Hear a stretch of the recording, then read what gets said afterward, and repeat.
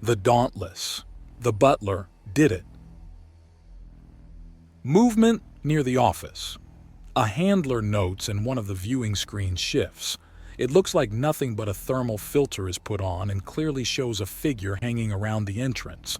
They're apparently baffled by the fact they had retrofitted a physical lock in addition to the electronic one. Go figure that lockpicking would be a damn near lost art. Still, the invisible figure is game to play and they're messing around with the lock, clearly trying to get some understanding of things.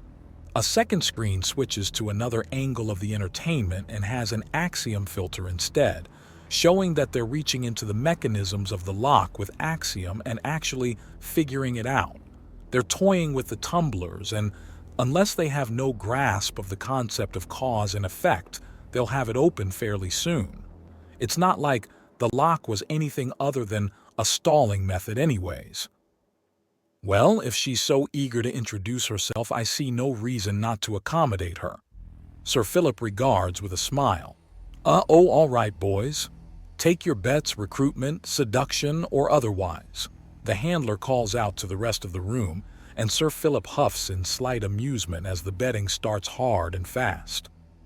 Really now, I'm not that predictable, he remarks. We have another category for a reason, sir. The handler remarks, and Sir Philip just scoffs before walking through the now opening portal into the office. It closes behind him, and he simply waits for a bit as he can hear the lock jiggle, and waits a little more. Once the tumblers are in place, you turn it to the left, he calls out helpfully. There is a very distinct and poignant pause. Then the lock is turned open. The door is electronically unlocked shortly after, and it opens to what looks like nothing.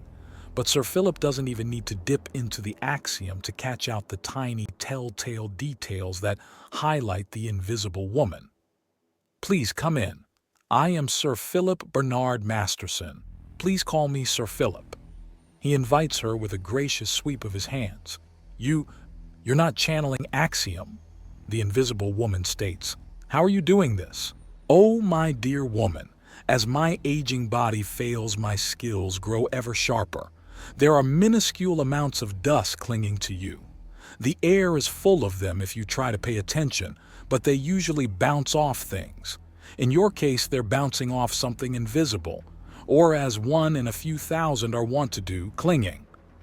He explains and is then treated to the vaguely amusing show of an invisible person brushing themselves off frantically. Well, now that you've cleaned yourself off, may I offer you some refreshment, tea, toast, a slice of cake perhaps? What? Just because you're inappropriately attired does not mean that I have any excuse to be a poor host. Sir Philip responds, and he doesn't need an earpiece in to know that there's some laughter around the intelligence agency of the undaunted. Why are you offering me snacks? And a drink. Tea is a drink, madam, Sir Philip clarifies kindly.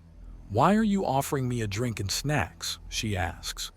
Because I have been reared and trained to be respectful, polite, and courteous. Why else would I help you enter my master's office illicitly? Master, are you? It's a title to mean he is my employer, and when it comes to terms of employment, the man in charge. He is, however, a master of several fields and is due respect in that area. Although he prefers to simply be called Admiral to his face, as he's done his best work with that title. Sir Philip notes as he bustles the invisible woman through the office, sits her down, and then quickly gets to work at the little side kitchen. His target is thoroughly off balance, unable to understand what's really going on and out of their depth, meaning much more likely to let all kinds of little secrets spill. What are you even? I'm here to get some information on your Admiral Cistern, the spy states, and Sir Philip chuckles. Of course you are. You wouldn't be clandestinely snooping about if you weren't. But the question is, what information? He calls to her as he sets up the tray. I'm not going to tell you that. She answers as he sweeps into the room with the entire tray balanced on his fingertips. But madam, If what you're hunting isn't even a secret, then simply telling me what you want to know will assure that you get it with neither fuss nor muss. Why go through all the trouble of possibly getting in trouble when you can just get what you want without a fight? He asks her, and she seems taken aback even as he sets down the tray in front of her and pours her a cup of tea. That, she pauses, clearly thinks things over and just picks up the cup of tea and sniffs it.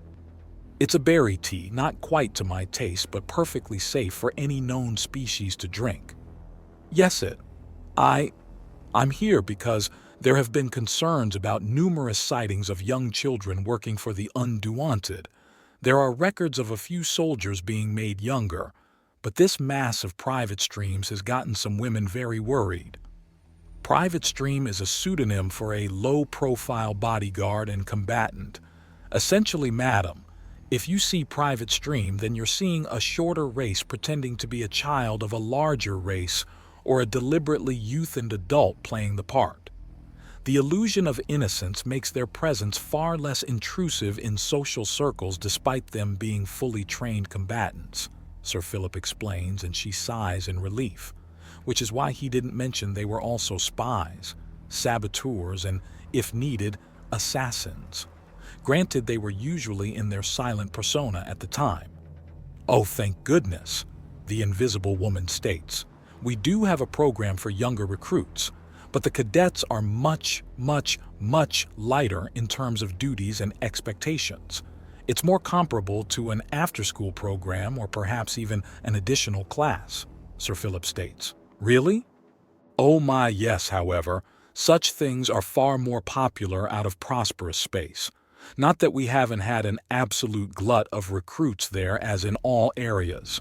Sir Philip explains as he cuts a very modest portion of cake for his guest and places it in front of her.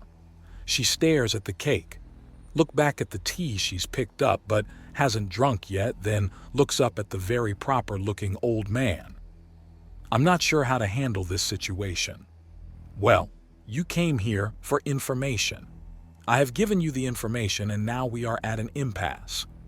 He notes as he pours himself a cup of tea as well. He raises it to his lips and it's gently taken from his hand and replaced with hers. Cheers, madam. She watches him sip the hot drink and then takes a fork to the slice of cake and holds up a piece for him to eat. He does so with a very amused smile on his face. You're either being honest, already taken the antidote, or relying on my natural robustness in the face of possible poisons, he asks, and she stares at him for a moment as if trying to gauge what game he's playing. The teacup is put down and she starts patting around her clothing. Perhaps this is what you're looking for, madam? Sir Philip asks, as he holds out her chemical scanner to her. I'm invisible. My clothes are invisible and this device has special cloaking so I and no one else can see it. Very carefully, madam, he answers as she takes it from him. No, seriously, how? Madam, I'm afraid I'm under contract not to tell you how. He replies and she just stares at him. You can see me, actually see me and not some dust outline. No, Sir Philip replies. I can very much see a dust outline. Oh, you son of a witch, I see what you're doing. She states, Madam, I must protest. My mother has never, and due to her passing, will never practice the black arts. Sir Philip responds. That is not what I meant, and you know it. Do I? We are from very different cultures, madam. Perhaps your normal is my exotic. After all, by my standards, it is exceptionally poor manners to remain invisible while a guest in someone's home. This isn't your house. Do I not maintain this place? Do I not spend much of my time here? Do I not eat and possibly sleep here? Do you? Do I? A good question, but a little private to be answered. But you were the one that just asked them, she counters. Indeed I did. Well spotted.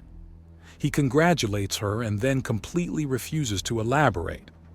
You're very annoying. And you're rather rude, madam.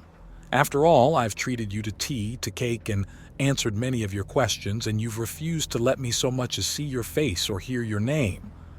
He returns and he can see her gape at him. Transparent or not, she's clearly gaping in shock. You, this, it, what kind of game is this? You're trying to trap me with manners? Trap you? Madam, do you have any idea exactly what I do or how I go about them? He asks her, and she stares. I'll take that as a no. Pity. No further elaboration comes as the older man sips his tea. He says nothing but gives the woman a pointed look, a very pointed look.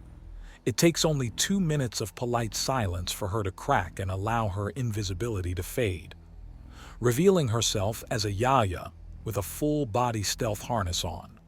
"A pleasure to see you at last, madam," Sir Philip states, and she just groans.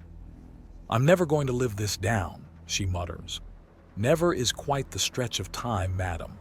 In fact, I don't think that a single instance of never has yet to occur, as mind-bending as such a statement is if given too much thought."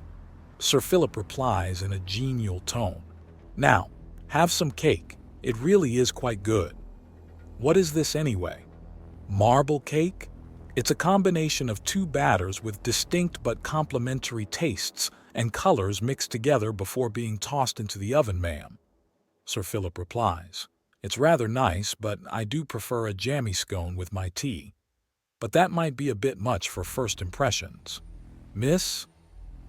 "I'm not giving you my name," she states, not noticing that a private stream is now holding up a sign to the window on the office door. It's 3 lines read Jadzatarn, boss, Therasite Republic, age 73 in 3 days. "No? Then how am I to get you a proper gift on your birthday, Miss Tarn?" Sir Philip asks, and she completely freezes. She looks around for answers, but Private Stream has already taken down the sign and is hiding behind the door. "How? Madam, that would be telling," he says, and the flush across her face and the twitching of the facial claws he hadn't been able to make out while she was invisible are almost cute.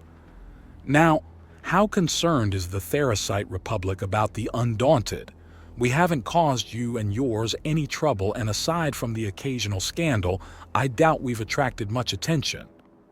"Goddess help me, I should have run the moment you started speaking to me," Jadza mutters as she pinches the bridge of her nose in sheer exasperation.